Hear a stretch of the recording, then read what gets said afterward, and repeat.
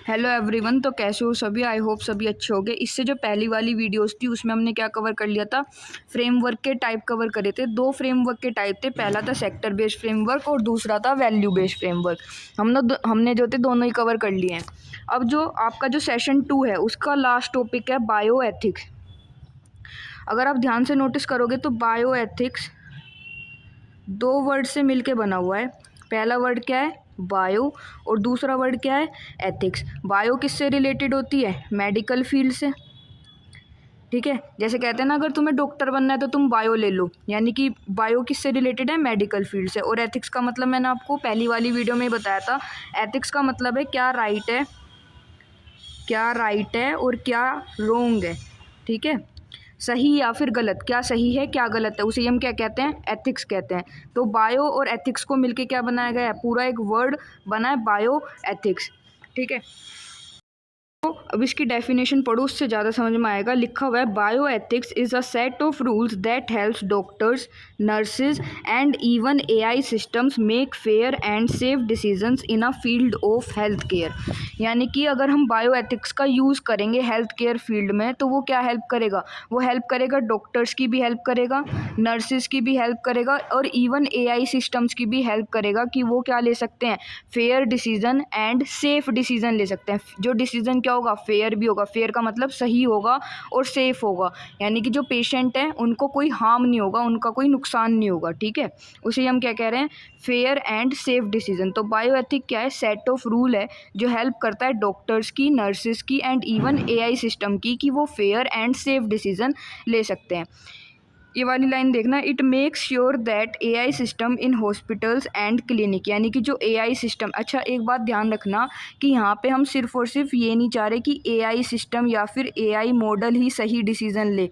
हम ये चाह रहे हैं कि जो हॉस्पिटल्स वगैरह में स्टाफ है, जैसे कि डॉक्टर्स हैं, मेन तो डॉक्टर्स ही होते हैं, डॉक्टर्स हैं और जो नर्सिज हैं और भी जो स्टाफ है वो भी क्या यूज़ करे? बायो एथिक्स का यूज़ करे, वो भी करेक्ट डिसीजन ले, सेफ एंड फेयर डिसीजन ले।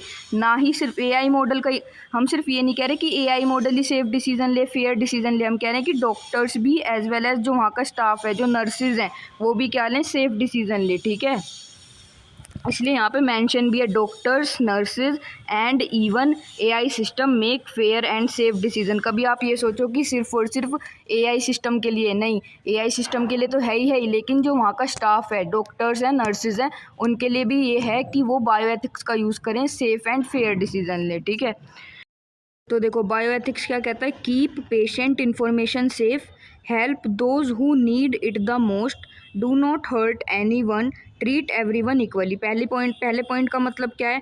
Keep patient information safe. मान लो दो पेशेंट हैं, एक पेशेंट ए है, एक पेशेंट बी है। तो पेशेंट ए ये नहीं चाहेगा कि जो उसकी इन्फॉर्मेशन है, उसका जो डेटा है या उसकी जो रिपोर्ट्स हैं वो किसके साथ शेयर की जाएं? बी के साथ। और ना ही बी ये चाहेगा, ना ही बी वाला पेशेंट ये चाहेगा कि जो मेरा डेटा या मेरी रिपोर्ट है वो इस ए वाले पेशेंट के साथ की जाएं, शेयर की जाएं। तो कीप पेशेंट इन्फॉर्मेशन सेफ, यानी उनका जो डेटा है, उनकी जो रिपोर्ट्स हैं वो क्या होनी चाहिए? कॉन्फिडेंशियल होनी चाहिए। कॉन्फिडेंशियल, कॉन्फिडेंशियल का मतलब होता है मतलब प्राइवेसी होनी चाहिए कि उसका जो डेटा इसके साथ शेयर ना हो, ना ही इसका डेटा इसके साथ शेयर हो। ठीक है, देखो जो बायोएथिक्स हमने पढ़ा ना, उसके क्या होते हैं? 4 मेन प्रिंसिपल्स होते हैं। क्या होते हैं? 4 मेन प्रिंसिपल्स होते हैं और इन्हें डिटेल में पढ़ना आ सकते हैं ये एग्ज़ाम में। ठीक है, अगर टॉपिक आया तो लिख के आना कि 4 मेन प्रिंसिपल्स बायोएथिक्स के कौन से हैं, या डायरेक्ट भी पूछ सकता है, बताओ 4 मेन प्रिंसिपल्स ऑफ बायोएथिक्स। ठीक है, तो वही पढ़ेंगे अभी। सबसे पहले डायग्राम से समझेंगे। डायग्राम में मतलब अगर आ गया तो डायग्राम पेपर में कैसे बना के आओगे, तो समझो। सबसे पहला प्रिंसिपल होता है ऑटोनोमी। अब देखो यहाँ पे ना इस सर्कल में ज़्यादा लिखा हुआ है, चाहो तो लिख लेना, लेकिन अगर ऐसे भी लिखोगे ना, इस सर्कल में सिर्फ ये लिख लेना ऑटोनोमी। ऑटोनोमी मेरा कहने का मतलब ये है कि अगर आप नहीं लिखना चाह रहे पूरा कंटेंट तो ये वाला सर्कल बनाना और इसके अंदर सिर्फ और सिर्फ ऑटोनोमी लिख देना। ठीक है, ये पहला प्रिंसिपल था। अब सेकंड प्रिंसिपल क्या होता है? बेनिफिशेंस। बेनिफिशेंस, अब बेनिफिशेंस ये वाले सर्कल के अंदर ही बहुत सारा लिखा हुआ है, इतना नहीं लिखना चाह रहे तो एक काम करना, सिर्फ लिख देना बेनिफिशेंस। ठीक है, ये लिख देना। ये क्या होता है हमारा सेकंड प्रिंसिपल। अब ये वाला है थर्ड प्रिंसिपल, नॉन मैलेफिशेंस।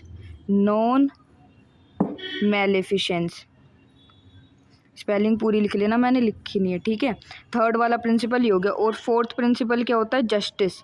इस पूरे ब्लॉक की जगह, सॉरी इस पूरे सर्कल की जगह एक सर्कल बना देना और उसके अंदर लिख देना सिर्फ और सिर्फ जस्टिस, ठीक है। इतना भी लिख के आओगे ना, अब तुम्हें डिटेल में इतना लिखने की जरूरत नहीं है, सिर्फ इतना भी लिख दोगे कि पहला प्रिंसिपल ऑटोनोमी होता है, सेकंड प्रिंसिपल बेनिफिशेंस होता है, थर्ड प्रिंसिपल नॉन मैलेफिशेंस होता है और फोर्थ प्रिंसिपल क्या होता है, जस्टिस। तो भी आराम से नंबर मिल जाएंगे, ठीक है।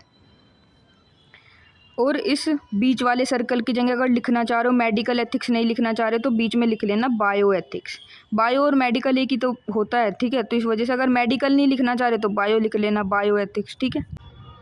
देखो इस वाली वीडियो में अभी तक हमने सिर्फ इतना समझा कि 4 मेन प्रिंसिपल्स बायो एथिक्स के कौन कौन से होते हैं। इन्हें हम डिटेल में समझेंगे नेक्स्ट वाली वीडियो में। आज मैंने वाइट बोर्ड का यूज़ नहीं करा था।